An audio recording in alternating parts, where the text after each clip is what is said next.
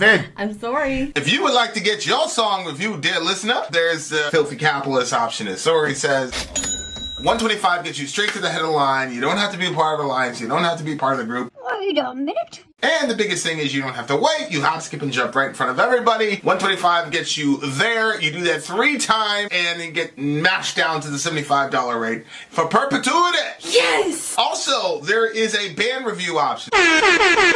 So if you've got a band and you're trying to get your band some exposure, hit me up at villageXchange@gmail.com, and I'll show you the details about how to pull that off. You can also jump on Patreon, and there is a option on the tiers to be able to get your band reviewed. Yep. Obviously, we can't lie to you, so we can't guarantee a positive review. Get what you get. It's just rubbish. Rubbish. Rubbish. That's British for garbage. My favorite is a community option. $1 at the gate gets you in at Patreon. You get to join an alliance. The alliance joins their points together, and that helps determine what songs that we do. The alliances hang out on Discord. Message me on Patreon to get the link. And they do all kinds of other cool things. They do Minecraft, Dungeons and Dragons. Yeah. It's really a community within the community. Anybody can go in the village, facebook.com/Vin and Sori. There's 160,000+ people on the channel. What's cool about the Discord is that it offers a real opportunity for community connection, friendship, that type of thing. And it's on Discord, so if you're not a Facebook person, it's for you. You start off at $1. Right. Plus you get exclusives. Sori and I are working on a song. So the first 15 seconds of that was on Patreon. Also, at $15 tier and above, when we actually debut the video, they're going to be there live with us. There you are, dear listener. Buy our merch. Buy our merch indeed. Child shall lead them. Today when I was editing and I got to that part, buy our merch, Orion came in here, he took the mask, he put it on, and he went by that microphone and he goes, buy our merch! And he put his little finger up, it was so cute. He's 2. anything Orion does, she thinks is like just the greatest thing that's ever been done ever. He's 2 and he's acting out all these things now and nobody's telling him to do it. It's so cute. Ladies and gentlemen. So tragic. Ladies and gentlemen, the name of this song is The Spell of Mathematics. Yep. By Deftones, right? The name of the band is the Deftones. The Deftones? I don't think so. I or think it's Deftones. Well, whatever. I've been listening to this band since before I even met you, but here's Soraya deigning to tell me. You should know that they're not called the Deftones. They're called the Deftones. No, they're not. They're called Deftones. How do you know? I'm not even going to argue. I'm looking right at their stuff. Here we go, guys. The Deftones. No, Deftones. The spell of mathematics. Let's go. Deftones. Oh, look. Why does it say Deftones?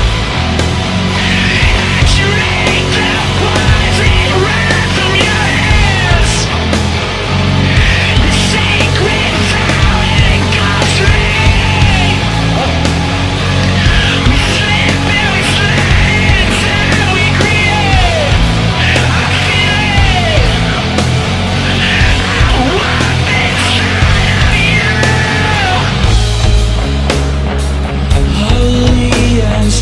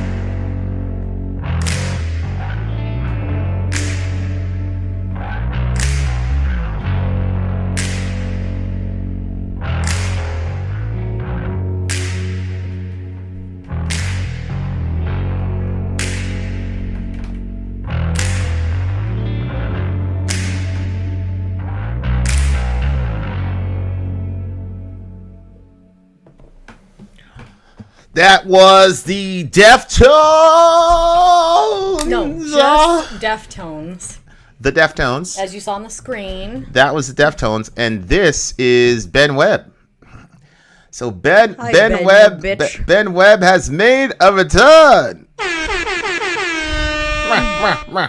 Jeez, Ben, I thought if you didn't come back to the channel, Vinny might leave me. Things got a little tense. I said, if that boy doesn't show up in the next 24 to 48. Shout out to Big Timber JC in the house. Boop, boop, boop. Okay. That was the Deftones. Okay, go ahead. What are your thoughts on this song? What did you think the song was about? I had an idea what the song was about, but I want to hear your fill me in. Fill me in what you think the song was about. I think it was a relationship song. Yeah, I think we can safely say it's a relationship song, inshallah. Yep. So this is Deftones. The spell of mathematics. A sacred vow, it engulfs me. We slip and we slide in time. We create a feeling, a warmth inside of you. What did that mean? Well, I think he's describing coitus. Okay, that's what I got from that. So why are you asking the question? Well, because you know how you always say, our train only goes to one station. So I didn't want to say. That's what I thought. You explain. Holy and strict 6 times a day, we will exchange our violent wings. But the beauty is when you touch me. Yeah, so maybe it's when he just got married. Yeah. Maybe he just got married. You know what I'm saying? But, it's really interesting. When White Pony came out, they had a big kind of thing at Virgin Records. White Pony? White Pony it's like a classic Deftones record. Oh, okay. And it's the only Deftones record that I actually own. But that record, man. Oh, you owned that one. Okay. Man, that record, well, I used to call that the girlfriend record, man. Like, there's a lot of good ones on there. There's a lot of... Actually, a fun fact is the Deftones is one of the reasons that we started the Reaction Channel. Because... Really? Yeah, is that what you were looking at? I was looking up a Deftones song, and I saw Lost in Vegas reviewed it, and I'm like, holy shit, somebody's reviewed... Because I thought this song would never get reviewed because it was the second song on the record, but it was my favorite Deftones song of all time. And Digital Bath was the name of the song. And they reviewed it, and I was like, holy shit. And that was the first night. Then we did the Slipknot thing on my cheap little camera. So it's true, the cheap camera. You guys remember that? Yeah.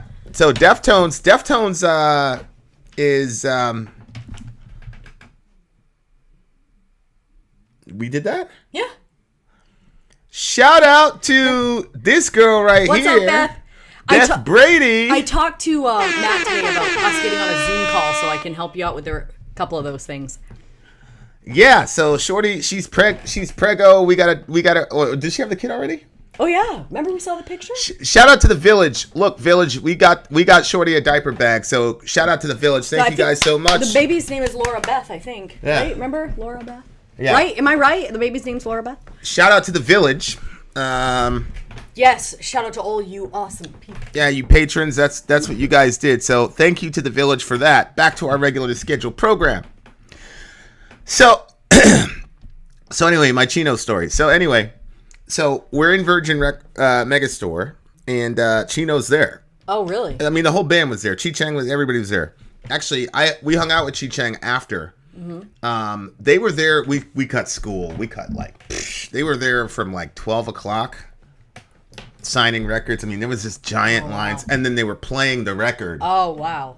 Because the only record that had been played, the big single was Change. I watched you change. Digital Bath came on, and Chino was with his wife. I'm pretty sure it was his wife. And they were all cuddly and stuff and kissing and stuff when Digital Bath came on. It was a really cool moment. Wow.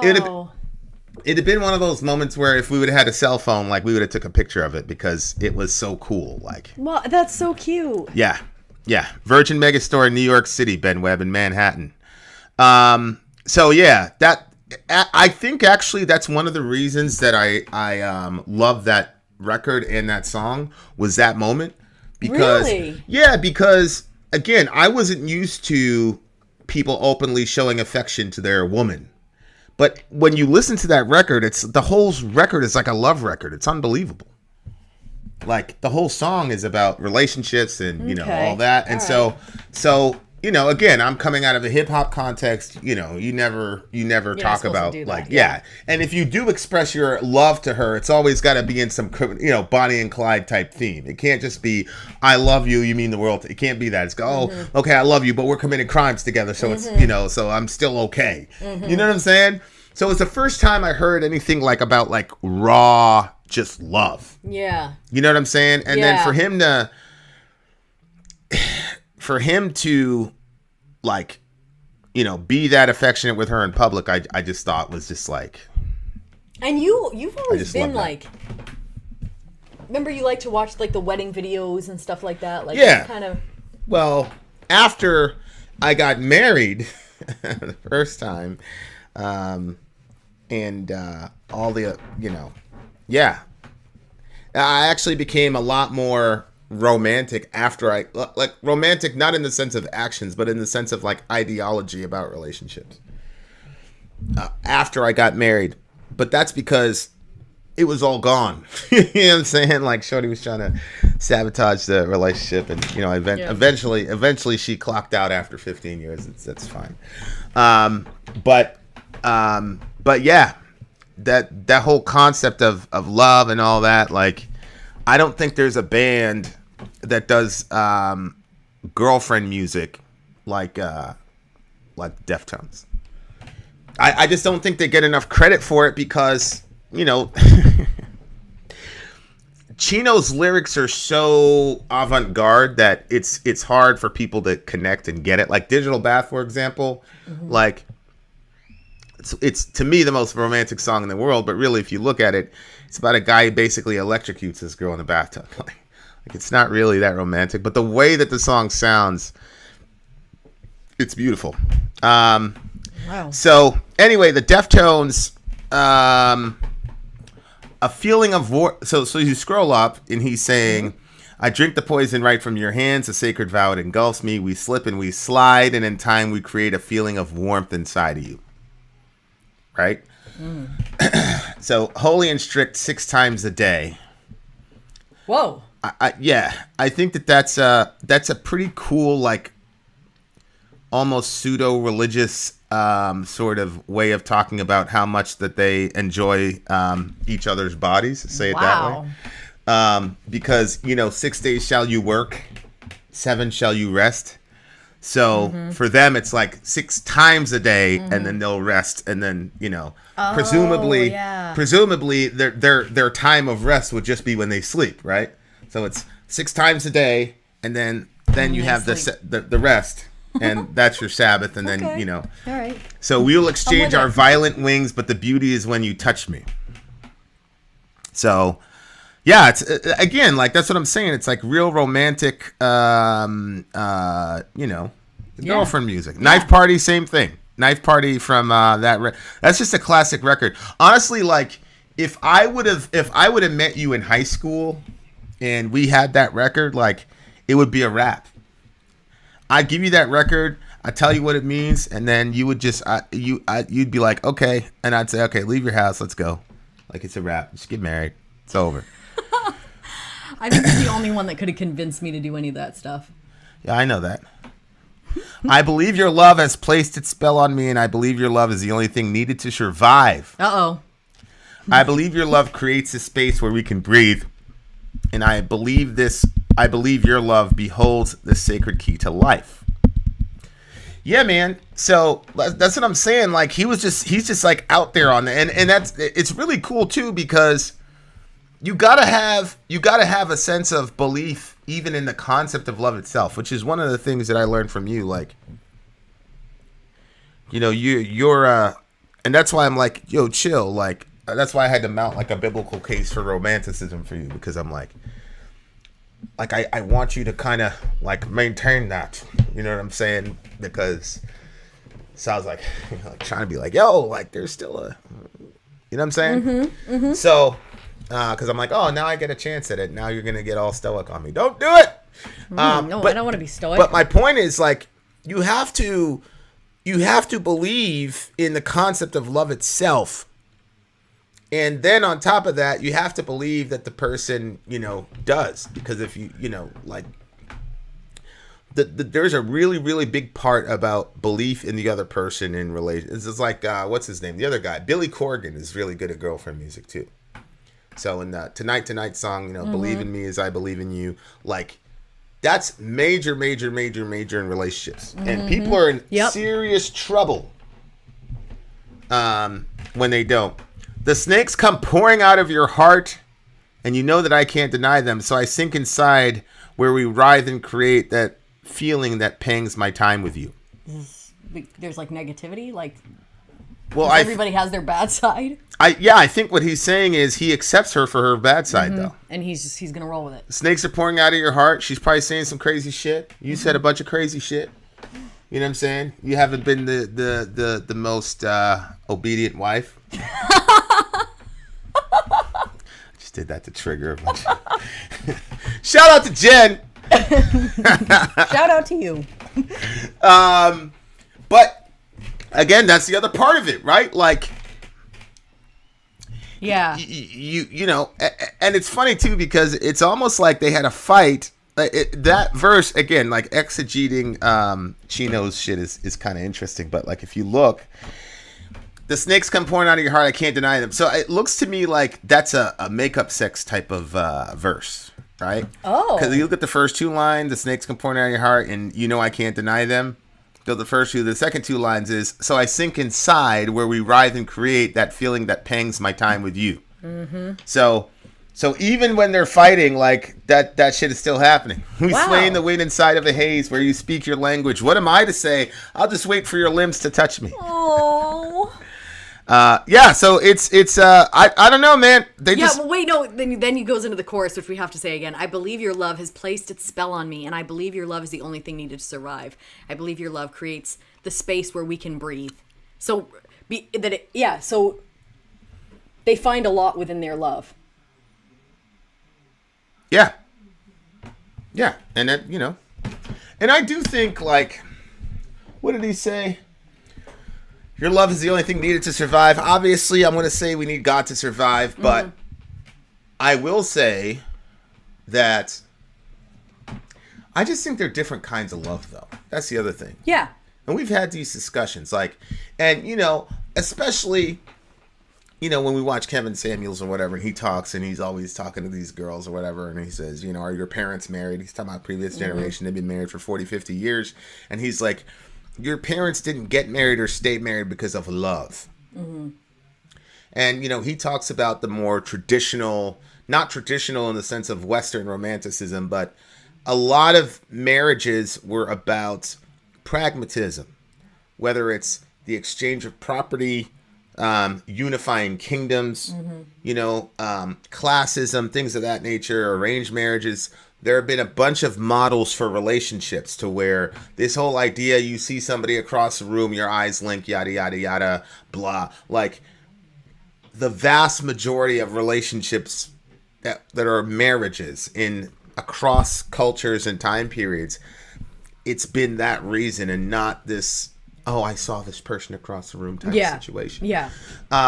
And so he's got this very pragmatic understanding of marriage. Mm-hmm. And so he's talking to these women and saying, hey, you're X years old, you have X amount of kids, and you're trying to find a guy who makes $300K for 5 years straight, 3 years straight, I think it is. $300K for 5 years straight. Why would he be with you when he's got a 25-year-old girl with no kids who is willing to be submissive and all the rest of it while you are, you know, 38 with 2 kids and you got this, you know. Oh yeah. You know? Yeah. I mean, and you're kind of like that. You're like a hardcore, like, rebellious feminist, you know, I'm not going to listen to anybody type person. But my point is, like, there's that kind of, and what he says is, look, they learn to love each other. And I think he's right. He's 100% right. I believe he's right on that. Like, I don't think romanticism is the only model for thriving relationships that accomplish a goal. And then there's the very rare occasion where you have the romanticism, but you also have the we're building, and you also have the pragmatic, practical benefits of what a marriage is. Yeah. And those are extremely rare. They're extremely rare. So, like, that's what I'm saying. Like, there's different kinds of love, right? And so, obviously, you're a very eye-catching, across the room type of person.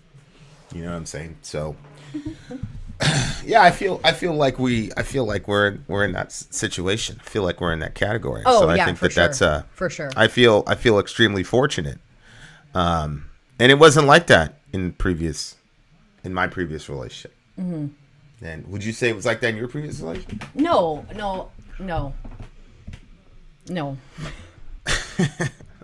Sorry. So yeah. So that's really interesting stuff. I really like the song. I love the song lyrically. I agree with Ben. Like, it was a little bit repetitive. I think there was a grand total of like 2.5 riffs with some, amendations on. I think they cut one of the riffs in half and just used 2 notes, and it's like a 4-note set. Oh, I don't like that. So the musicianship kind of hurt the song a bit, but lyrically, I love just how explicit he was about the concept of love. Yes. Like, obviously from a hip hop background, you never hear that. Right. But you don't hear it this explicit. It was almost simplistic. I believe your love. Yeah. But it was so straight up and explicit that it's whimsical to me. So this is purely emotional. It's a 9.5 for me. 9.3 for me. Purely emotional. What did you say yours was? 9.5. Purely emotional, fellas. But I like the song. Girlfriend music. That's what I'm about. Vin out. Sori out. Gone.